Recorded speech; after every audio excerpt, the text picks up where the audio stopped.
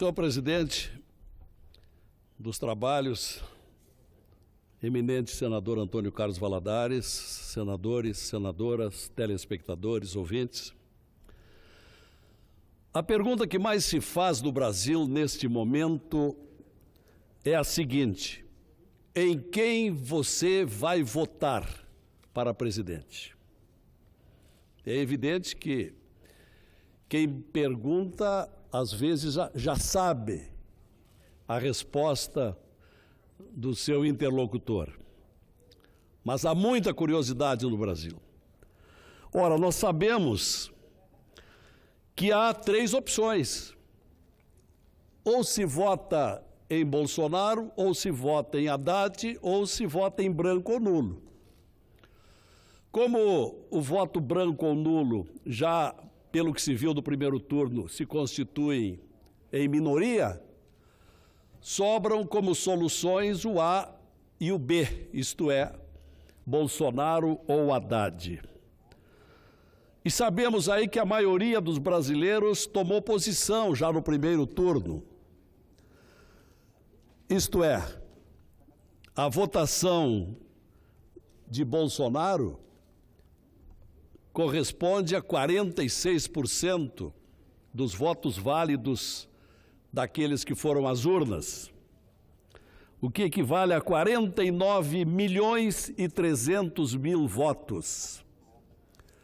Esta é a situação que está colocada nesse momento. Por pequena margem de 3 percentuais, de 3%, Bolsonaro deixou de se eleger no primeiro turno. Há uma tendência, portanto, lógica de que deve ganhar. Mas, como se sabe, segundo turno é uma nova eleição.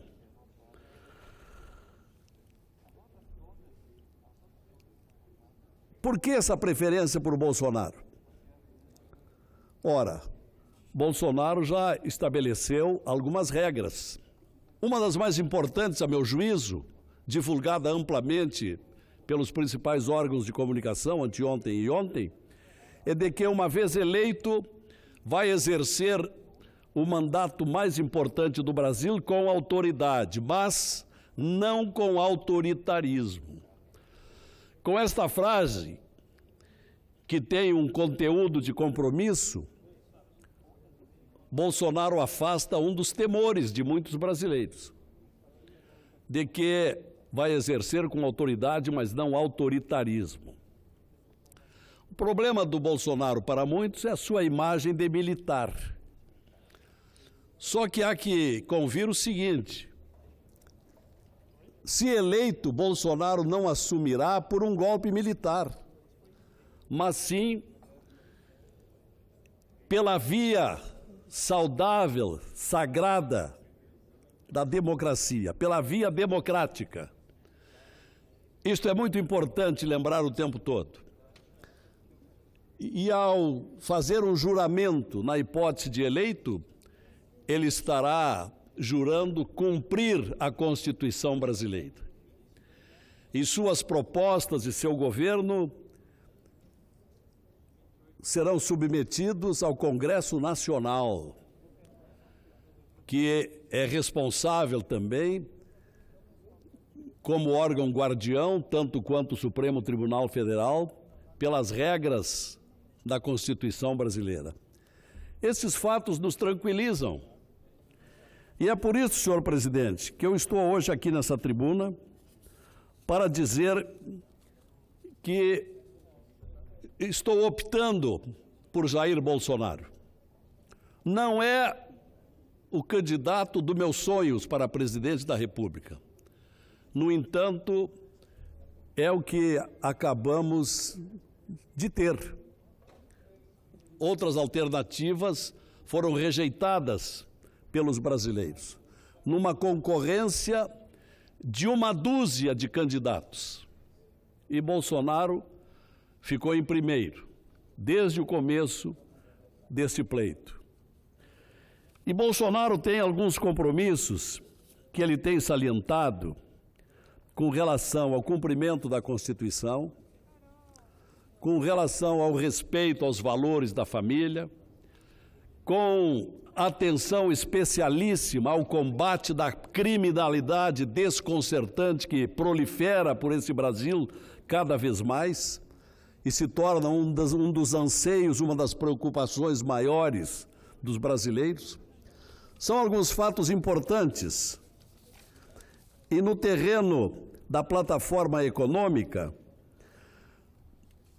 Bolsonaro, através do seu conselheiro, Paulo Guedes, defende a permanência do teto para os gastos federais inscritos na Constituição, enquanto que o seu adversário diz que está lutando pela revogação da contenção dos gastos.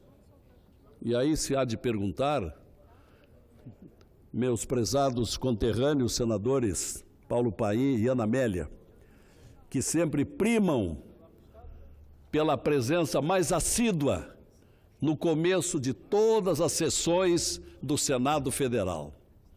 Eu tenho muito orgulho de me integrar neste compromisso de estar sempre aqui e jamais vi uma sessão ser aberta sem que Ana Amélia e Paulo Paim estejam presentes, como está acontecendo hoje.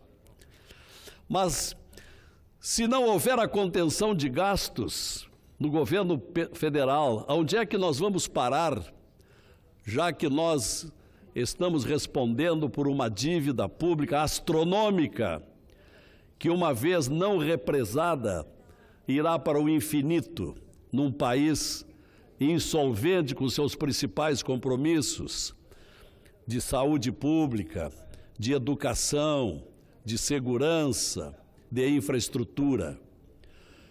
E isto o senhor Bolsonaro tem se comprometido. Prega também a reforma da Previdência, em outras bases, quem sabe mais moderadas do que aquela que não passou pelo Congresso Nacional. É a favor das privatizações, num desenho tributário muito importante, que é uma das aspirações dos brasileiros. Temos uma máquina pública sobrecarregada de ministérios, de estatais, que dão mais despesas do que proveito. Enquanto que o candidato concorrente não se compromete claramente, por exemplo, com as mudanças da Previdência, que tem sofrido oposição, como se tem visto. Fala ainda contra o teto dos gastos, como acabei de dizer, sem explicar como vai evitar esse crescimento. Além do mais, há o grande temor de que, uma vez eleito o senhor Haddad, ele traga para a gestão do país o mesmo comportamento do seu padrinho e seu consultor quase diário, Lula. É o grande temor dos brasileiros. Então, senhores senadores, é inegável que esta avassaladora votação em Bolsonaro, já no primeiro turno, retrata o quê? Uma reação da maioria da população inconformada com a deterioração dos valores morais que estão na base da família brasileira, agredida em seu íntimo, e a sociedade respondeu nas urnas às suas contrariedades. E esse nível de consciência, e já estou encaminhando, senhor presidente, encaminhando para o final desse pronunciamento, esse nível de consciência que atingiu a população pode ser creditado, em boa parte, já disse aqui ontem, repito agora, pelo que trouxe a Operação Lava Jato. A Operação Lava Jato que descobriu, que colocou a nu a ladroagem que vivia este país há tantos anos e apontou os responsáveis. E isto levou ao despertar do eleitorado brasileiro.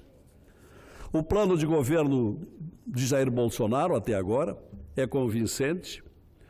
Ainda com relação à maioridade penal, deu entrevistas ontem à noite às principais televisões, dizendo que ele vai para uma outra moderação. Em vez de 16 anos, ele vai propor 17 anos, o que é mais uma demonstração dos critérios que está preparando